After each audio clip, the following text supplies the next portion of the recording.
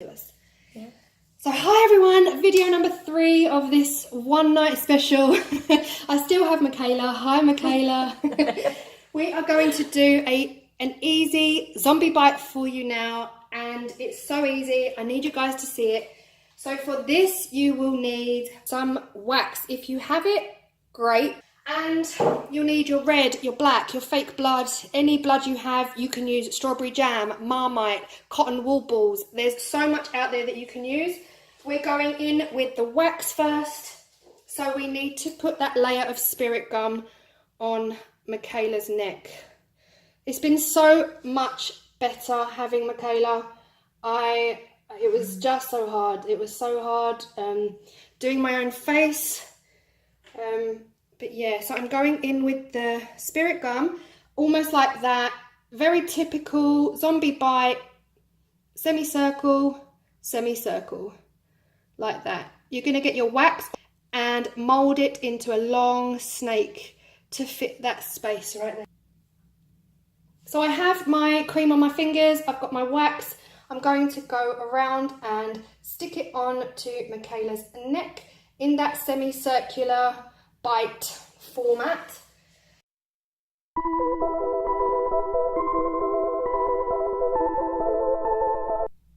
Once that is on, you want to go ahead and use your spatula or your lollipop stick or whatever you have, or your hand, just to blend it out at the edges into the skin. So I'm going to go ahead with Vaseline on my fingers and I'm going to blend it out around the edges like so.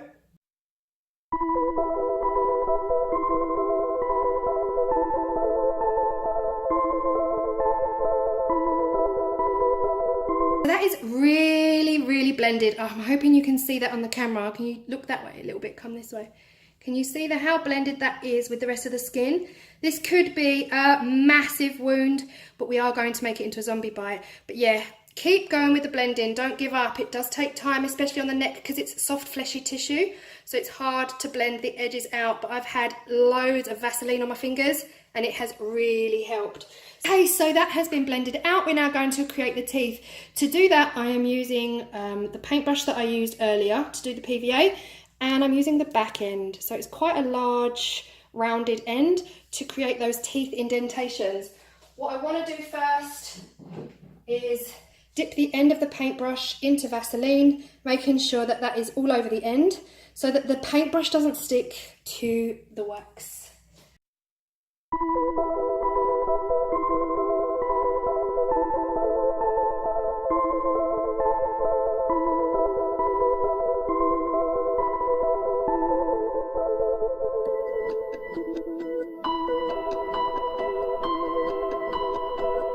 Once you're happy with your wax form, you can go in with that black base.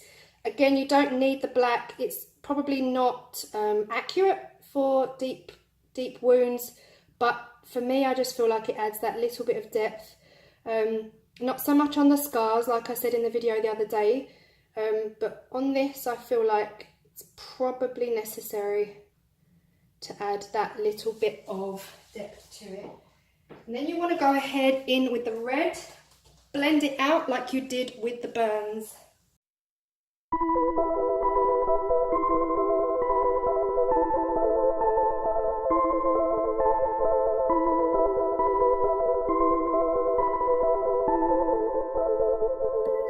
So that is your basic shape. That's your circle, that's your teeth all dug out.